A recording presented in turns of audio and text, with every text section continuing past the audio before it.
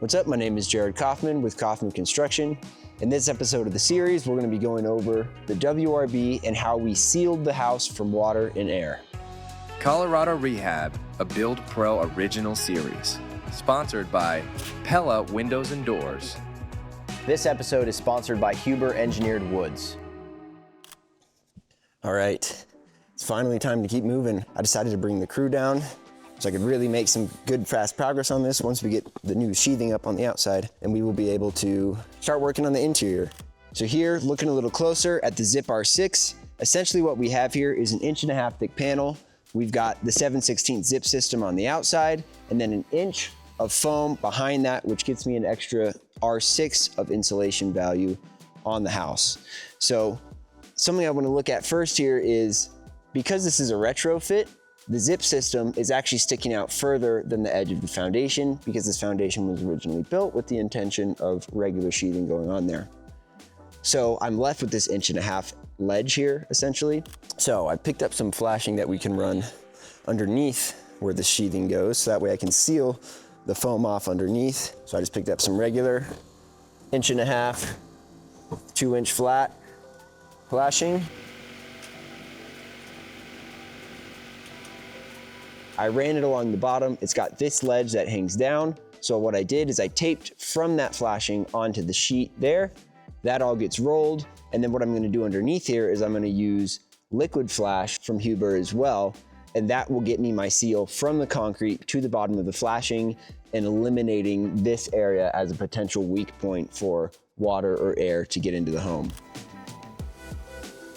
So here, this is where I did the little mini addition. I still ran regular sheathing beneath the framing, flush with the existing framing on this side. So that way I would be using the same detail everywhere on the house, just for the sake of consistency. So I have regular OSB behind the zip system, and then I have the ZIP-R on top of that. That, used in conjunction with the tape, completes the system as far as air sealing and water sealing. Now it's important, if you look very closely, you can faintly see the Z indentations on the tape. This is from using the zip roller, which sort of has these little protrusions on it, which can leave that indentation in that. This just easily shows that the tape was rolled. The tape has to be rolled because that pressure is what really causes proper adhesion. Now another thing I use the ZIP-R for is on the bottom of this, because this is a cantilever, this is an easy spot for insulation to get missed or a hard spot to fully fill with insulation. So by using ZIP-R on the underside as well, I'm helping to ensure that this area has insulation as well, even if, God forbid, something gets missed in the actual installation phase.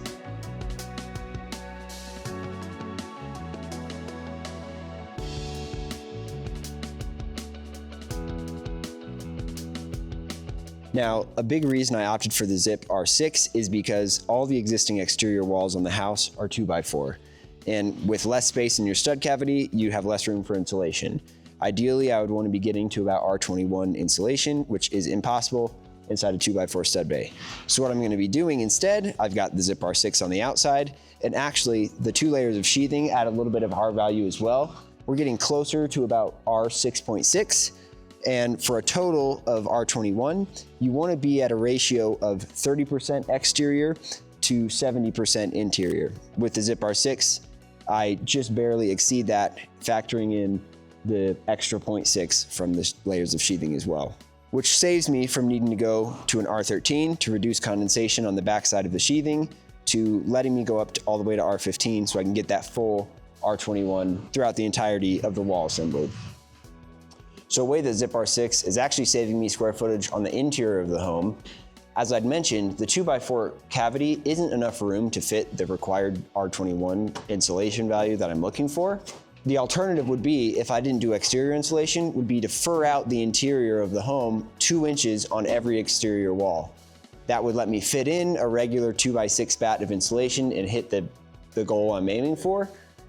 But that would also mean I would be missing 2 inches along the entire perimeter of the house, intruding onto the interior of the home. So by adding it on the outside, I'm actually saving square footage on the inside, which is much more valuable inside here than it is out there. Today, we've got a good portion of the ZIP-R on. Here's a little closer look at the material. We've got our typical 7/16 zip sheet on top, but then we've got an inch of foam here. That gets us an 1.5 inch total panel thickness and an R6 continuous insulation on the outside. And another advantage to doing the ZIP-R 6 on the exterior is, as you know, I've just got 2x4 walls on the interior, but by adding an 1.5 inch thickness, that brings me to the exact same thickness as if I had 2x6 walls. So all of my pre-hung things, doors, windows, things like that, will all be much, much more straightforward, which is great. Now we'll come back tomorrow, we'll hit these last few sides here, back of the chimney.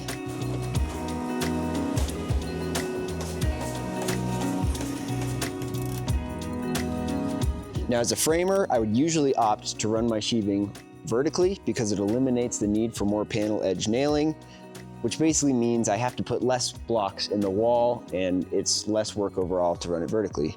The reason I have it run horizontally now is because the existing sheathing on the house still meets the structural requirements for the home. So the ZIP-R is really only going on for the insulation value and to have another rigid substrate to fasten the siding to after the fact. So because of that, I'm less worried about the panel edge nailing, and I wanted to offset it so I'd have less seams in line with each other, just for the sake of extra structural soundness and also less options for intrusion, air, or water. So another interesting thing to note in this scenario, when we're doing a retrofit and the zip is going over the existing sheathing, this now has no structural necessities that we need to accommodate other than just the proper fastening to the house itself. All we need when it comes to fastening these is the width of the sheet itself needs to be doubled, and that's the length of your fastener. So this is an 1.5 inch panel, so we need to use 3-inch nails, which is great because that can fit in a standard coil framing gun or a regular framing gun for that matter.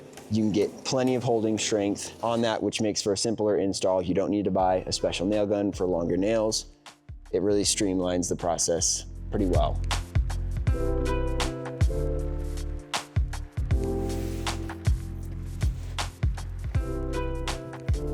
So here I have basically the same detail as the bottom. I've got that 1.5 inch flashing where it butts up against the stone. So what I'm gonna have to do here, I'm gonna do the same thing where I seal from the flashing to the wall behind it, but I'm also then gonna get a grout and fill in up flush to the siding to give that a nice look. That's gonna make this look a lot more intentional because you can kind of see here, this stone was put on over the existing siding. So the siding actually runs still continuous around the areas where the stone's at, but it's cut flush. We butt our ZIP-R up to it, and then I'm gonna seal to the zip, and then I'm still going to truss the stone in the old siding for now until eventually this breaks down and it needs to be redone. But that is a factor where it made the most sense as far as the cost and time delta to do it this way while still getting a good result and still having a nice tight home construction. If we're talking metaphorically, we've got the good bones of the house, now we've got a nice fur coat on the outside as well. We're sealed in from water, we're sealed in from air, and now we're getting ready to install windows, which, a little sneak peek. Windows are starting already, but the next episode we'll get into all the details of those on the Pella Steady set, as well as our flashing and sealing details on all those. We'll catch you on the next one.